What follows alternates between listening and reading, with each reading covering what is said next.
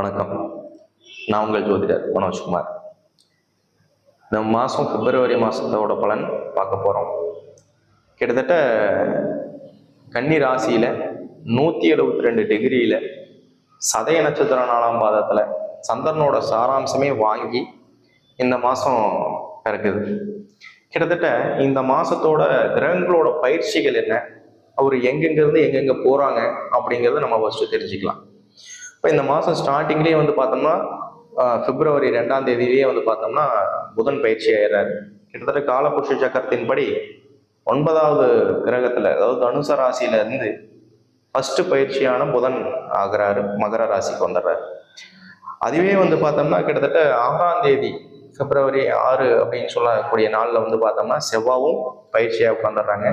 அங்கே ஒரு மங்கள யோகத்தை உற்பத்தி பண்ணக்கூடிய செவ்வாவும் குருவும் புதனும் சேர்ந்து உட்காந்து நல்ல விதமான மாற்றங்கள் கொடுக்கறதுக்கான வாய்ப்புகள் பலம் உண்டு. அதே இந்த மாசத்துலயே பார்த்தோம்னா அதே இடத்துக்கு மகர ராசிக்கு கிட்டத்தட்ட 12ஆம் தேதி சுக்கரனோட பயிற்சியும் ஆயிடுறாங்க. கிட்டத்தட்ட 4 கிரகங்கள் ஒரே இடத்துலயே ஆக்கிரமிச்சு நல்ல விதமான ஒரு பலன் கொடுக்குற அளவுக்கான வலிமையை சேர்க்கிற அளவுக்கான ஒரு பலம் இருக்கு. இந்த மாசம் ஒரு அருமையான ஒரு மாதமா அமையறதுக்கான வாய்ப்புகள் உண்டு. அது எந்தெந்த ராசிக்கு என்னென்ன விதமான பலன்கள் ஏற்பட போகுது. அதே இந்த மாதத்திலேயே பார்த்தோம்னா அதே 4 ராசியில 4 கிரகங்களோட இணைவுல இருந்து யார் பிரிஞ்சு மறுபடியும் ஃபர்ஸ்ட் பயிற்சியாக போறாரு. இப்ப அதுவே ஒரு 14ஆம் தேதி பார்த்தோம்னா அந்த இடத்துல இருக்கக்கூடிய சூரியன் சனி கூட இணைக்க உட்காந்துறாரு, கும்பத்துக்கு பயிற்சி ஆயிடுறாரு. அதே 20ஆம் தேதி, ஏன்னா புதன் பார்த்தோம்னா சீக்கிரம் பயிற்சி ஆகக்கூடிய கிரகங்கள் இல்லையா, அதனால 20ஆம் தேதி பக்கமா புதனும் பயிற்சி ஆயிடுறாங்க. அப்ப இந்த மாதத்துல புதன் மட்டுமே 2 வீடை பயிற்சி ஆகிறாங்க. இப்ப இந்த பயிற்சிக்கான மாற்றங்கள் நம்ம கோச்சார கிரகத்துல அவங்களோட நிலைமைகள் என்னென்ன, அவர் எந்தெந்த இடத்துக்கு இருக்கிறதுனால நம்மளுக்கு பலன் அப்படிங்கிறதெல்லாம் நம்மளுக்கு ஜாதக ரீதியா, ஜோதிட ரீதியா, ஹாரஸ்கோப் ரீதியா நம்மளுக்கு ஒரு புரிதல் வேணும். அப்ப அந்த புரிதல் கேட்டீங்க அப்படின்னு சொன்னோம்னா எந்தெந்த பாவகத்துக்கு 1ஆம் பாவகம் 2ஆம் பாவகம் அப்படின்னு சொல்லிட்டு நம்ம லக்னத்தை பாவித்து சொல்லணும். அது நம்ம ஜனனகால ஜாதகத்துக்கு இந்த 1ஆம் பாவத்தோட கோச்சார கிரகங்கள் என்ன, 2வது பாவத்துக்கான கோச்சார கிரகங்கள் என்ன, அவர் 2ஆம் பாவத்துக்கு அதிபதி யாரு, இதுக்கான புரிதல் நம்மளுக்கு இருந்துச்சுனாவே ஈஸியா நம்ம அண்டர்ஸ்டாண்ட் பண்ணிக்கிறதுக்கான வாய்ப்புகள் உண்டு. நிறைய பேர் கேட்கக்கூடிய விஷயங்கள் என்னன்னு கேட்டீங்கன்னா, சொல்லக்கூடிய கோச்சார பலனுக்கும் நம்மளுக்கு இருக்கக்கூடிய பலனுக்கும் மாறுதல் ஏற்படுது. அப்ப அந்த மாறுதல் எதனால வருது அப்படின்னு சொல்லி கேட்டீங்கன்னா, இந்த ஒரு புரிதல் இல்லாதனாலதான். அப்ப இந்த கிரகத்தோட செயல்பாடுகள் எந்தெந்த கிரகத்துல இருந்தா என்னென்ன செயல்பாடுகள் இருக்கு, இதுக்கான விஷயத்த நீங்க அண்டர்ஸ்ட் பண்ணிக்கிட்டீங்கன்னாவே நம்ம எந்த விஷயத்த செய்யலாம், கோச்சார கிரகத்தை படி, கோச்சார பலனை படி, நம்மளுக்கு இப்ப ஏற்பட ராசி பலன் ஒரு மாதத்துக்கு என்னென்ன பலன்கள் ஏற்படுதுங்கிறத படி நம்ம என்ன விஷயத்தை செய்யலாம், நம்மளோட ஜாதகத்தை படி என்னென்ன விஷயங்கள் செய்யலாம் அப்படிங்கிறது, அந்த முடிவுகள் சின்ன முடிவுகள் எடுக்கிறது எதை பத்தி எடுக்கலாம், பெரிய நம்ம லைஃப்ல சம்மந்தப்பட்ட முடிவுகள் எதை வச்சு எடுக்கலாம் அப்படிங்கிறத நீங்களா ஜட்ஜ் பண்ணிக்கலாம். அப்ப அதுக்கு நம்ம தொடர்ந்து நம்ம வீடியோஸ் பார்த்துக்கிட்டே இருக்கோம். அப்ப தொடர்ந்து பார்த்துட்டு இருக்கோம் அப்படின்னு சொன்னோம்னா இன்னைக்கு ஒரு மாசம் இந்த மாசம் மட்டும் பார்த்தோம் அப்படின்னு சொன்னோம்னா அந்த புரிதல் ஏற்படுமான்னு கேட்டீங்கன்னா கிடையாது. தொடர்ந்து நம்மளோட வீடியோவை மாதம் பார்த்துக்கிட்டே வந்தீங்க அப்படின்னு சொன்னோம்னா எந்தெந்த மாசத்துல எந்தெந்த பயிற்சிகள் ஆகுது, எந்தெந்த நிலைமையில இருக்கிறாங்கன்னு இந்த புரிதல் ஸ்டாண்டர்டா உங்களுக்கு புரிஞ்சுக்கிட்டே இருக்கும். அதனால தொடர்ந்து நம்ம வீடியோவை நிறைய பேர் பார்க்குறீங்க, இன்னமும் பாருங்க, சப்ஸ்கிரைப் பண்ணுங்க. சப்ஸ்கிரைப் பண்ணாம நிறைய பேர் பார்க்குறீங்க, தொடர்ந்து சப்ஸ்கிரைப் பண்ணீங்கன்னா அடுத்தடுத்த வீடியோஸ் நம்ம போடுறது உடனுக்குடனே உங்களுக்கு கிடைக்கும். தொடர்ந்து நம்ம சேனலுக்கு சப்போர்ட் பண்ணுங்க, ஷேர் பண்ணுங்க, கமெண்ட்ஸ் பண்ணுங்க. மேற்கொண்டு இந்த மாசத்துக்கான பலன்கள் நம்ம ராசிக்கு என்னென்ன விவரங்கள் வருதுன்னு அதாவது வயது வாரியாக குழந்தைகளுக்கு, ஸ்டாண்டர்டான ஒரு ஏஜில் இருக்கக்கூடிய ஒரு வாலிபர்களுக்கு, திருமணம் ஆனவங்களுக்கு, முதியோருக்கு எப்படி இருக்கு அப்படின்னு சொல்லி டீட்டெயிலாக இந்த வீடியோவில் பார்க்கலாம். மகர ராசி கிட்டத்தட்ட நம்மளுக்கு பாதச்சனி நடந்துட்டு இருக்குதுங்க.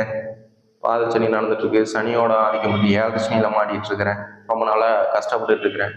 பரவாயில்ல இருக்கட்டும்.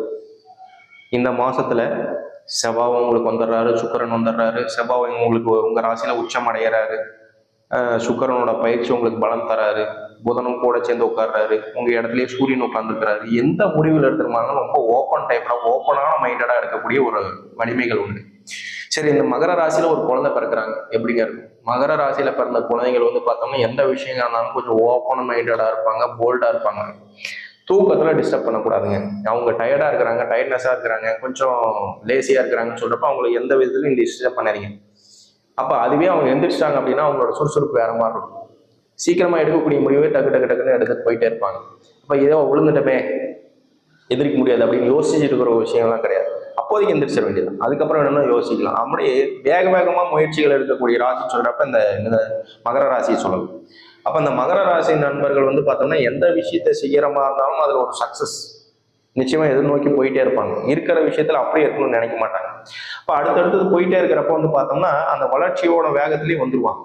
அதே படிக்கிற குழந்தைங்க வந்து பார்த்தோம்னா இன்னைக்கு புதன் வந்து நம்ம வீட்லயே வந்து உட்காந்துருக்கிறாருங்க அப்படின்னு சொல்றப்ப இன்னமும் நம்ம எடுத்து இத்தனை நாள் வாங்கக்கூடிய ஒரு விஷயங்கள் லேக்கேஜ் ஆன் பண்ணது இது எல்லாமே இன்னைக்கு ஓரளவுக்கு மாற்றங்கள் கொடுத்தே தீரும். இந்த பிப்ரவரி மாதம் நிச்சயமா படிக்கிற குழந்தைங்களுக்கு ஒரு விதமான மாற்றம் சக்சஸ் கொடுக்கும்.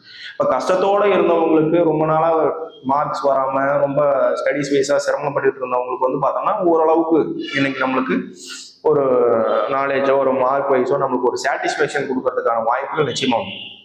ஒரு திருமணம் சார்ந்த விஷயத்துல இல்லை நான் தொழிலுக்காக ஒரு சில முயற்சிகள் எடுத்துட்டு இருந்தேங்க, ரொம்ப நாளாக எனக்கு ரொம்ப ப்ரெஷராகவே இருக்கு, எதாவது பண்ணாலும் சக்ஸஸ் பண்ண முடியலன்னு சொல்றவங்களுக்கு நிச்சயமாக ஒரு ஆப்பர்ச்சுனிட்டி இந்த பிப்ரவரி மாசத்துல இருந்தே தீரும். எழுதி வச்சுக்க.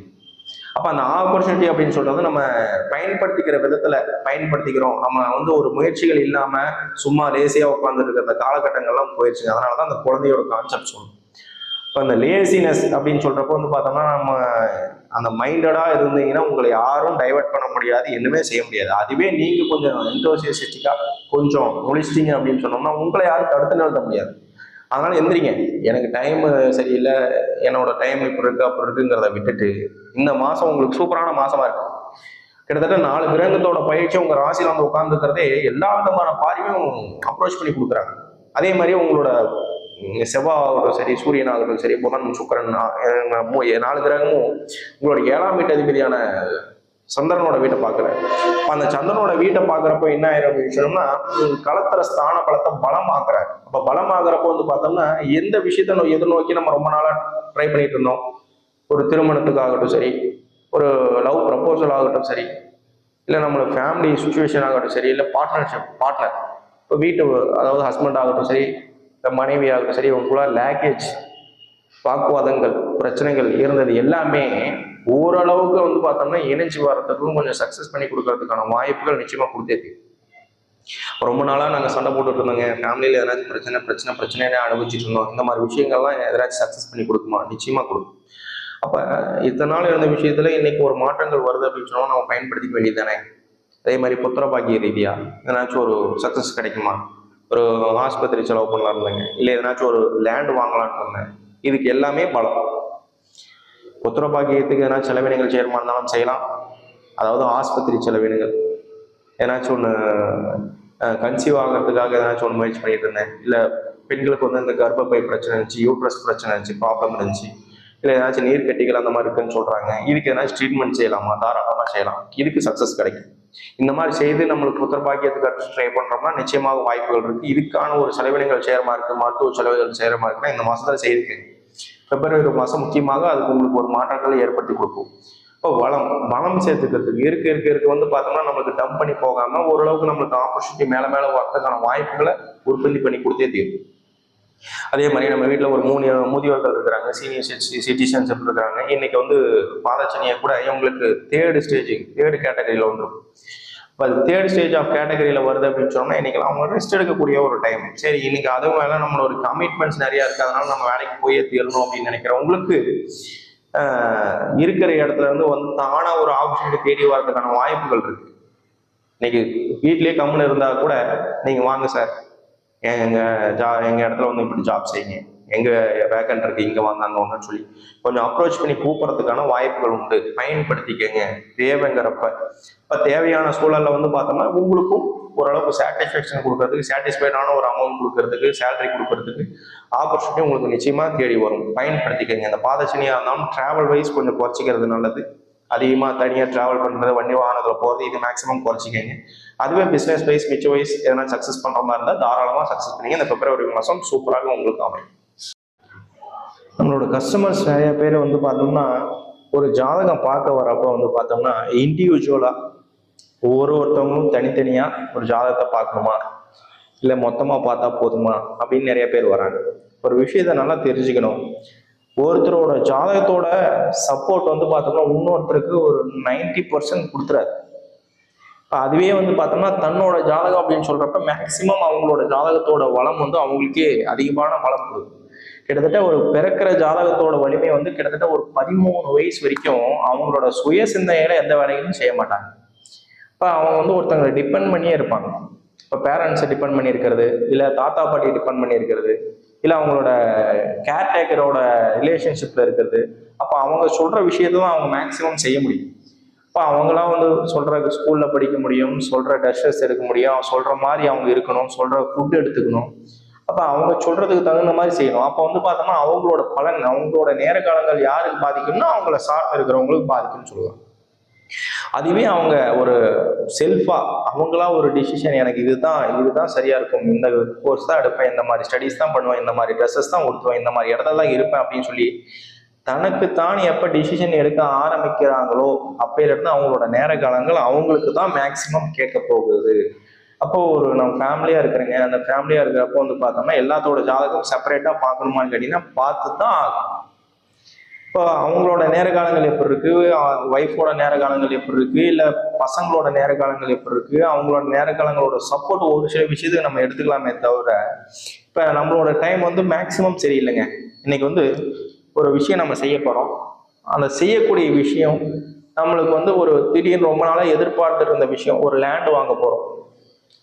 ஒண்ணுமே இல்லைங்க, ஒரு ரெண்டட் வீட்டில் இருக்கிறேன், ஒரு லேண்ட் வாங்க போறோம். அந்த லேண்ட் வாங்கக்கூடிய சுச்சுவேஷன் சூழ்நிலைகள் கொடுக்குறேன், நான் எதிர்பார்த்திருக்கிற லேண்ட் கொடுக்குறாங்க, ஆனா எனக்கு அந்த டைம் இல்லைன்னு சொல்றீங்க, என்னங்க சார் பண்ணிட்டோம் அப்படின்னு சொல்றப்ப அன்னைக்கு நம்மளோட குடும்பத்தோட சப்போர்ட், அப்போ நம்ம ஃபேமிலியோட நம்ம ஒய்ஃபோட டைம் நல்லா இருக்கா, நம்ம குழந்தையோட டைம் நல்லா இருக்கா, இல்லை இருக்கிறது அப்பா அம்மாவோட டைம் நல்லா இருக்கா, இந்த மாதிரி சூழ்நிலைகள் நம்ம அனுப்பிச்சு பார்க்கறது நல்லது. அப்போ ஒரு சில விஷயங்கள் எடுக்கிறப்ப தான் அதோட நேர காலங்கள் நம்மளுக்கு சப்போர்ட் பண்ணி கொடுக்குங்க. அதே வந்து பார்த்தோம்னா நிறைய பேர்த்தோட நேர காலங்கள் வந்து பார்த்தோம்னா ஏறு மாதிரியா இருக்கும். எல்லாத்துக்கும் வந்து ஒரு சில குடும்பத்துக்கு எல்லாத்துக்குமே 7 சனியாவே நடந்துட்டு இருக்கும். நான் பார்த்து நிறைய ஜாதகங்கள் நிறைய குடும்பத்துக்கு உண்டு. அப்போ ஒரு அப்பா அம்மாவுக்கு எல்லாத்துக்குமே 7 சனியா இருக்கும், ஒரு சிலருக்கு அஷ்டம் சனியா இருக்கும். அப்போ குடும்பமே சனியோட ஆதிக்கத்தில் செலுத்திட்டு இருக்கும். அப்ப அப்படி இருக்கக்கூடிய நேர காலங்களும் நம்ம எதை செய்தோம்னாலும் பிரச்சனை தான். அப்ப எதை செய்தாலும் பிரச்சனை அப்படின்னு சொல்றப்ப அதுக்கு எதனாச்சும் ஒரு ஆல்டர்னேட்டிவான வழி செய்யணும் இல்லைங்களா? இப்ப தெரிஞ்ச ஒரு விஷயத்துல அப்புறம் போய் நம்ம இறங்க முடியாது. இப்ப அதுக்கு ஆல்டர்னேட்டிவான விஷயங்கள் என்ன இருக்குன்னு கேட்டீங்கன்னா, உங்களோட ஜனனகால ஜாதகத்துல எந்த விதமான மாற்றங்கள் செய்ய முடியும், அதுல எந்த விதமான முடிவுகள் எடுக்க முடியும்.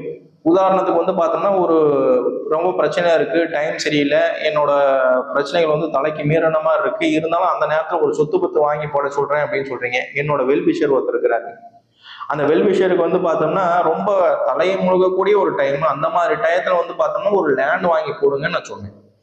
அந்த லேண்ட் வாங்கி போடுங்கன்னு ஏன் சொல்றேன் அப்படின்னு சொன்னா, அவர் வந்து சர்வே பண்றதே ரொம்ப கஷ்டம். அந்த சர்வே பண்ணக்கூடிய விஷயத்துல இல்லை, எனக்கு எப்படிங்க லேண்ட் வாங்கி போட சொல்றீங்க, போடுங்க அப்படின்னு சொன்னேன்.